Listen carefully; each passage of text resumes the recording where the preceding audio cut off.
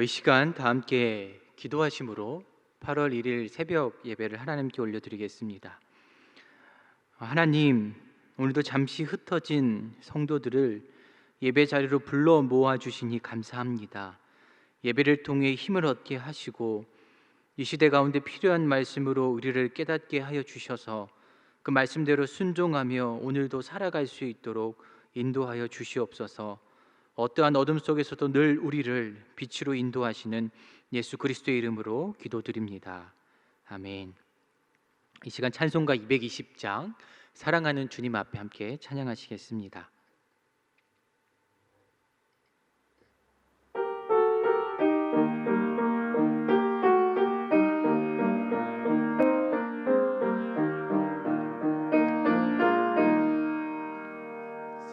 사랑하는 주님 앞에 형제자매 한자리에 크신 은혜 생각하며 즐거운 찬송 부르네. 주 예수 본을 받아 모든 사랑 내 몸같이 환난 근심 위로하고 진심으로 사랑하세. 사랑하는 주님 앞에 온갖 충성 다 바쳐서 괴로우나 즐거우나 주님만 힘써 섬기네. 우리 주님 거룩한 손 제자들의 발을 씻어 넘기는 종의 도를 몸소 행해 보이셨네.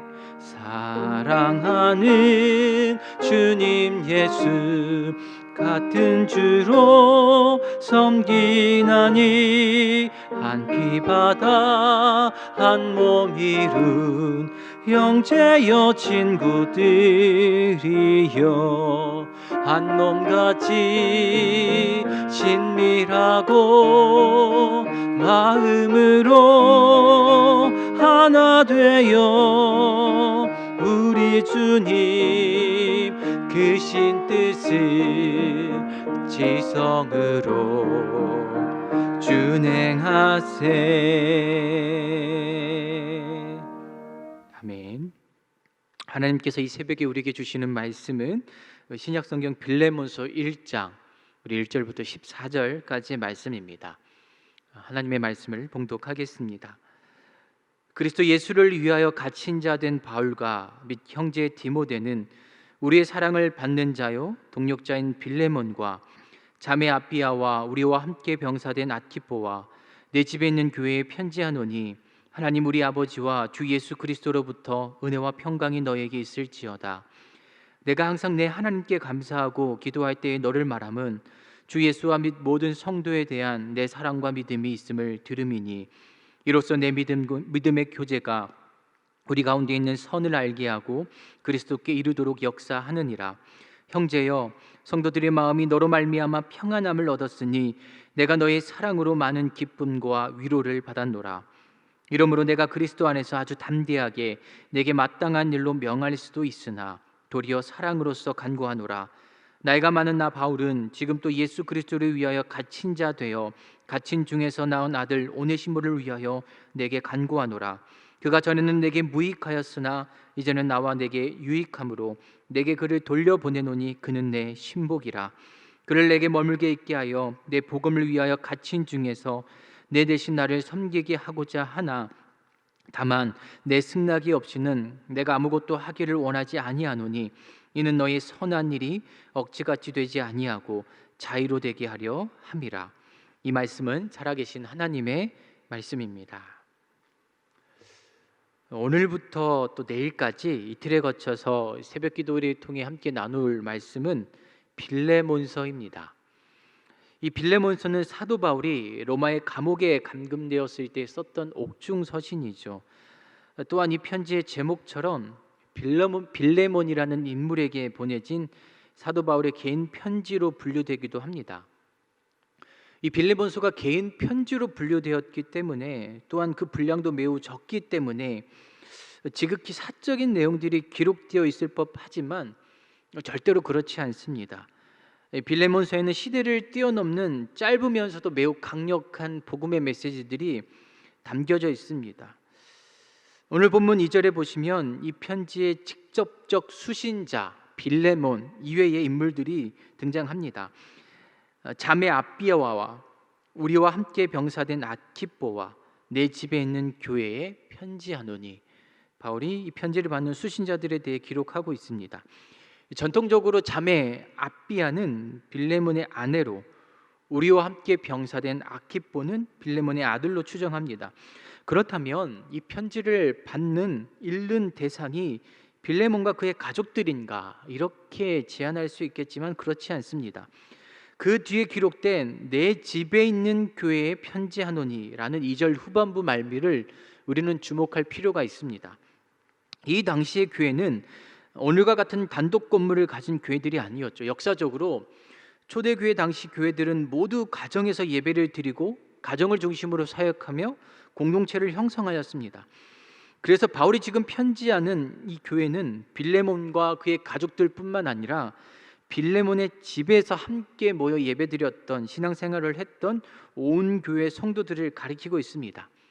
즉 이 빌레몬서가 비록 개인 서신으로 분류되고 있다 할지라도 그 수신자가 결코 빌레몬 한 사람 또는 빌레몬의 가족으로 제한된 것이 아니라 빌레몬을 비롯한 그 모든 교회와 성도들 앞에 공개되어 읽혀졌던 서신임을 알 수가 있습니다.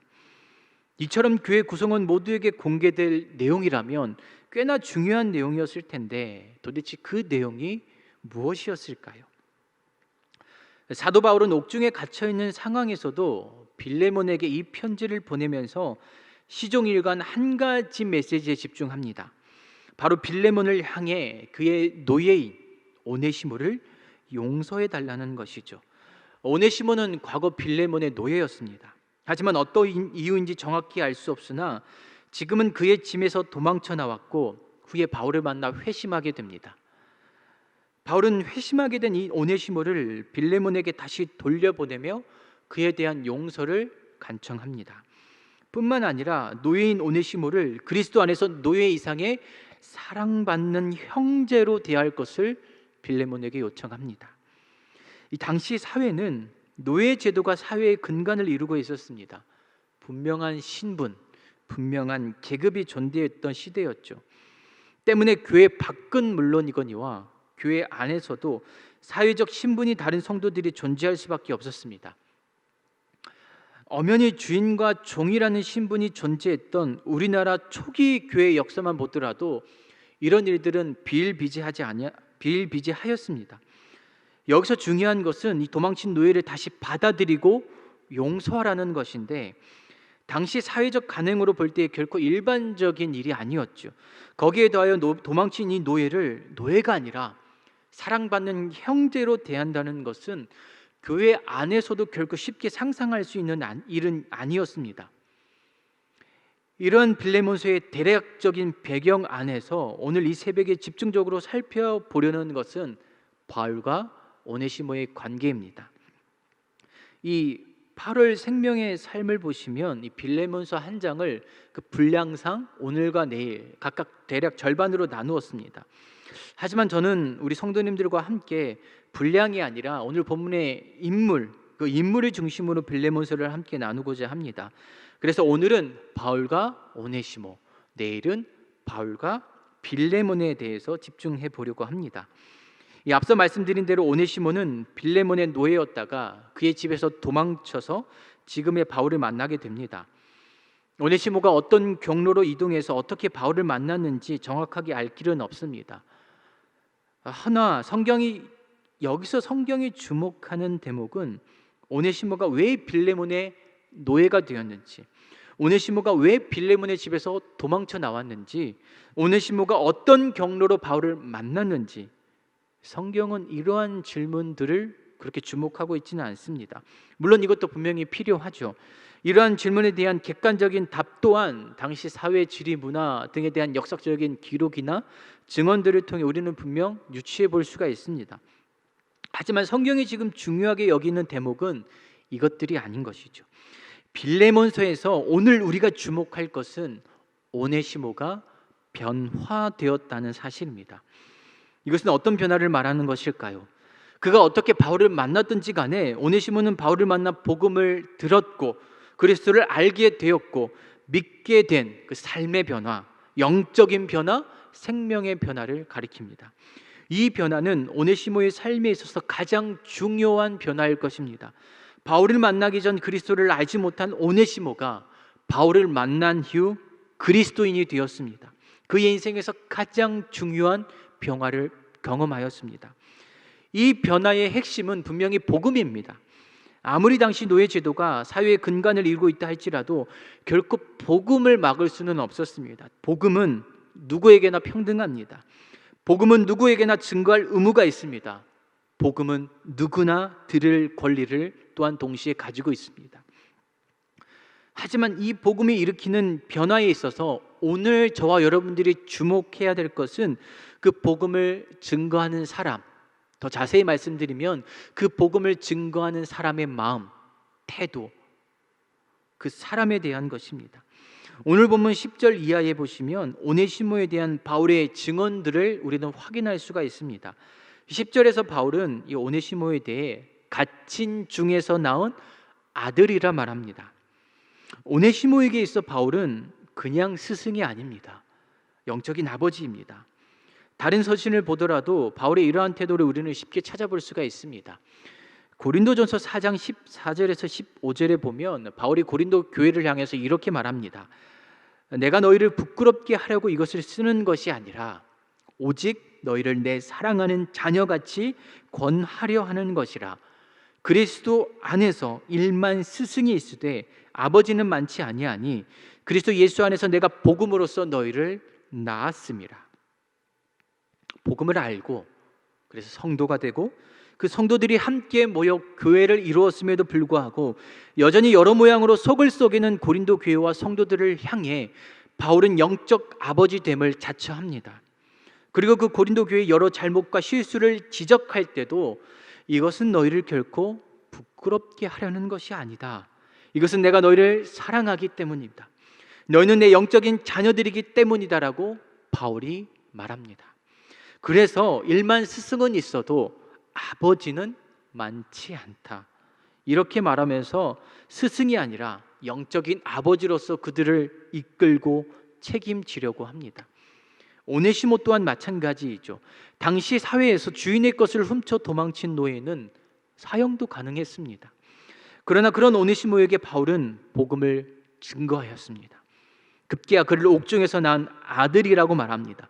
물론 오네시모가 그만큼 복음을 받아들이고 변화되었기 때문에 바울이 이렇게까지 말할 수 있겠죠. 하지만 바울은 늘 복음을 증거하는 성도와 교회들의 영적인 아버지 되기를 갈망했습니다. 잘 아시듯이 저희 교회 표가 교회 같은 가정 같은 교회입니다. 이 표를 이루기 위해서 무엇을 해야 할까요?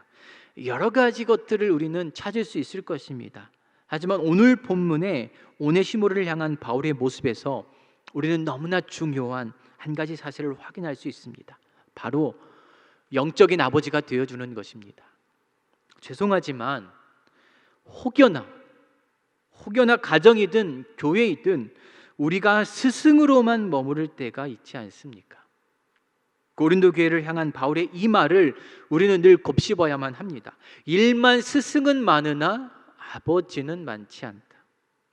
상대의 허물, 연약함, 부족함, 잘못된 부분, 실수한 부분, 무엇보다 오랫동안 지켜왔던 그 전통과 관습과 상식을 깨뜨리는 모든 행동과 모습들, 어쩌면 우리는 이것을 지적하고 이것을 가르치려고 하고 이것을 바로잡기 위해서 늘 스승의 자리에만 머무를 때가 많았습니다. 사랑한다고 말하면서 지적하고 가르치고 고치려고만 할 때가 많았다는 것이죠. 하지만 여러분, 바울은 아니었습니다.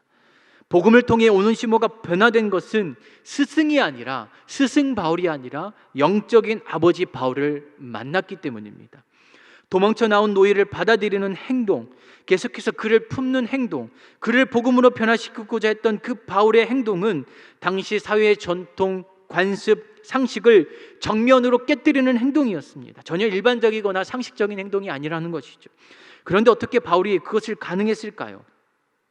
스승이 아니라 아버지이기를 원했기 때문입니다. 비록 육적인 혈육은 아닐지라도 그리스도 안에서 나온 영적인 자녀들의 그 어떤 허물도 잘못도 사랑으로 품기를 원하는 아버지 되기를 간절히 원했던 바울이었기 때문입니다. 때문에 복음을 한 번 증거하는 것으로 끝나는 것이 아니라 그 복음을 보여주고 가르치고 훈육하고 기다리고 인내하고 참을 수 있었던 것이죠. 바라기는 이런 영적인 아버지들이 우리 안산 제2교회에 넘쳐나기를 간절히 소망합니다. 다음으로 11절에 보시면 바울이 그가 전에는 무익하였으나 이제는 유익하다 말합니다. 오네시모라는 이름이 유익한이라는 뜻을 가지고 있습니다. 바울은 지금 오네시모라는 그의 이름의 의미를 통해서 전략적인 언어 유희를 펼치고 있습니다. 무슨 말이냐? 오네시모가 그가 비록 유익한이라는 이름의 의미를 가지고 살아왔지만 그리스도를 알기 전에 결코 그는 유익한 인물이 아니었다는 것이죠. 오히려 그의 이름이 무색할 정도로 무익한 삶을 살았다는 말입니다. 하지만 복음을 통해 그리스도를 만나게 됨으로써 오네시모는 더 이상 무익한 존재가 아닙니다. 그리스도를 만남으로 말미암아 복음을 통해서 그는 비로소 그의 이름답게 유익한 존재로 변화되었습니다. 우리가 영적인 아버지로서 복음을 증거하고 사랑하고 그렇게 나아간다라면 무익한 존재가 비로소 유익한 존재로 변화되는 것입니다. 이 변화는 구원을 얻게 되는 개인의 변화에서 결코 그치지 않습니다. 그가 속한 교회와 공동체와 사회를 변화시키는 참으로 모두에게 유익한 존재의 변화를 의미합니다. 그래서 바울이 빌레몬에게 이것을 권할 때에 나와 너에게 이제는 무익한 존재가 아니라 유익한 존재다라고 말할 수 있는 것이죠. 여러분, 이것이 바로 복음의 능력입니다. 무엇보다 특별히 다음 세대를 향한 우리의 마음과 태도이기를 간절히 소망합니다. 복음 안에서 인내하고 복음 안에서 참고 복음 안에서 기다릴 수 있다라면 무익하게 여겨졌던 존재들이 때로는 무익하다 느껴진 우리의 자녀들이 분명히 유익한 존재들로 변화될 줄 믿습니다. 그런데 한 가지를 분명히 명심하십시오. 복음 안에서입니다. 그리스도 안에서입니다. 세상에서 아무리 유익한 존재라 할지라도 복음이 없으면, 그리스도를 모르면 아무런 소용이 없습니다. 바꿔 말하면 우리 자녀들을 향한 기대와 소망의 근간이 복음과 그리스도가 되어야만 합니다.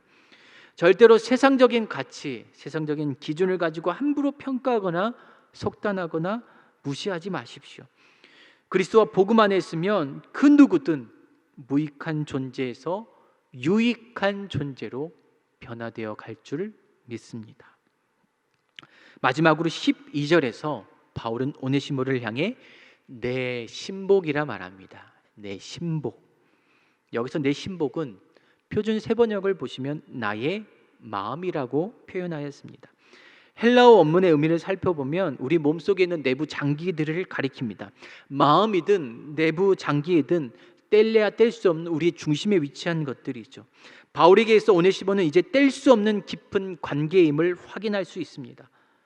코로나로 인해 성도들 간의 왕래가 자연스럽게 줄어들면서 이따금 우리의 마음이 흐려질 때가 있죠. 안산 제2교회의 교인으로서 각각 속해 있는 교구, 부서, 위원회 등 공동체의 한 사람 목소리의 정체성이 희미해져 갑니다. 사역은커녕 함께 모이는 것이 점점 어려워지는 상황이기 때문이죠.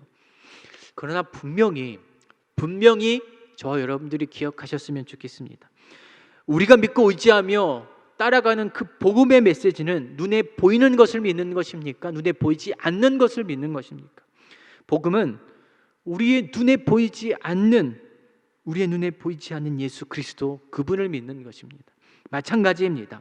복음은 비록 어떤 상황과 형편으로 인해 우리가 잠깐 떨어져 있다 할지라도 서로가 그리스도로 연결된 나의 마음과 같은 존재, 나의 장기와 같은 존재임을 믿고 의지하고 위로하고 격려하는 것입니다.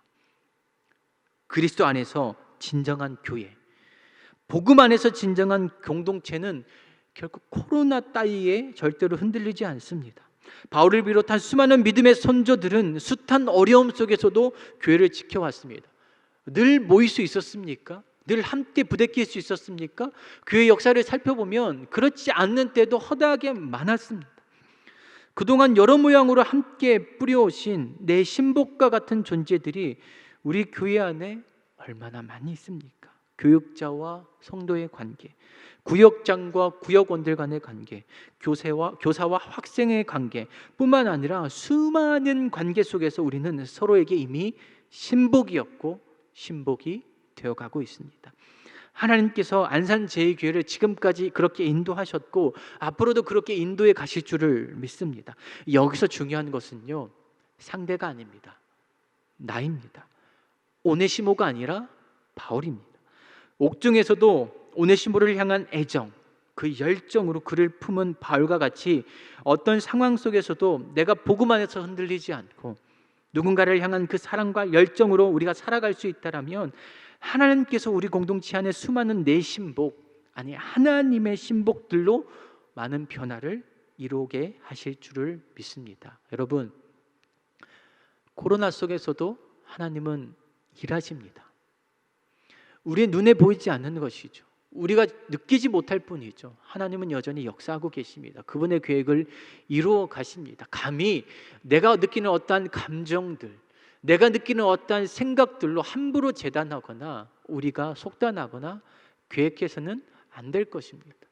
하나님께서 여전히 우리 가운데에, 우리 교회 가운데, 여러분들 가운데에 우리가 비록 함께 모이지 못한다 할지라도 여러분들이 계시는 그 예배 처소, 가정, 그 방구석에서도 하나님은 여전히 역사하시고 우리에게 보이지 않지만 끈끈한 신복들, 성도들, 그로 하나 되게 연결되게 하심으로 말미암아 하나님의 역사, 하나님의 교회를 이루어 가실 줄을 믿습니다. 눈에 보이는 상황이 아니라 늘 그리스도 안에서 보이지 않지만 분명하게 역사하시는 그 복음의 능력을 믿으시기를 바랍니다. 사람을 향해 영적인 아버지로서 거룩한 책임을 가지고 무익한 존재들을 유익한 존재들로 변화시키는 하나님의 사역에 함께 동참할 수 있으시기를 간절히 축복합니다. 그리할 때에 안산제일교회와 성도들 모두가 바울과 오네시모와 같이 서로 사랑하고 섬기는 깊은 영적인 관계, 영적인 공동체를 이루어 갈 줄을 믿습니다. 기도하겠습니다. 하나님, 바울과 오네시모의 관계를 통해 다시 한 번 더 복음의 능력을 깨닫습니다. 비록 함께 있지 못하고 잠시 떨어져 있다 할지라도 하나님께서 우리 가운데 역사하셔서 영적인 아들로, 무익한 존재에서 유익한 존재로 내 신복으로 변화되는 놀라운 하나님의 역사를 지금도 우리 가운데 행하고 계신 줄로 믿습니다. 그 보이지 않는 하나님, 그러나 반드시 선명하게 우리 가운데 역사하시는 그 하나님 붙들고 오늘도 복음의 능력 안에서, 그리스도 안에서 살아갈 수 있는, 위로하고 섬기고 동역할 수 있는 성도들과 주의 몸된 교회 될 수 있도록 인도하여 주시옵소서. 혹여나 계속해서 이어지는 이 상황으로 인하여서 사업장이, 일터가, 가정이 어려움을 겪고 있는 많은 성도들의 삶의 영역들을 지켜주시고 붙들어 주시고 보호하여 주셔서 하나님 앞에서 평안하고 강건하게 힘을 얻고 살아갈 수 있도록 역사하여 주시옵소서.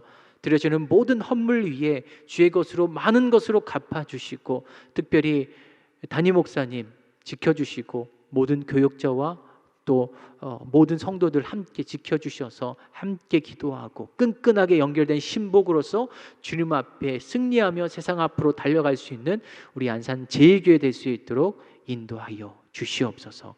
감사드리며 오늘도 우리 가운데 말씀으로 깨닫게 하시고 인도하시는 우리 주 예수 그리스도의 이름으로 기도드립니다. 아멘. 하늘에 계신 우리 아버지의 이름을 거룩하게 하시며 아버지의 나라가 오게 하시며 아버지의 뜻이 하늘에서와 같이 땅에서도 이루어지게 하소서. 오늘 우리에게 일용할 양식을 주시고 우리가 우리에게 잘못한 사람을 용서하여 준 것 같이 우리의 죄를 용서하여 주시고 우리를 시험에 빠지지 않게 하시고 악에서 구하소서. 나라와 권능과 영광이 영원히 아버지의 것입니다. 아멘. 계속해서 기도하며 나아가실 때에 나라와 민족과 교회와 코로나의 종식을 위해 함께 주신 말씀 붙들고 기도의 자리로 나아가시겠습니다.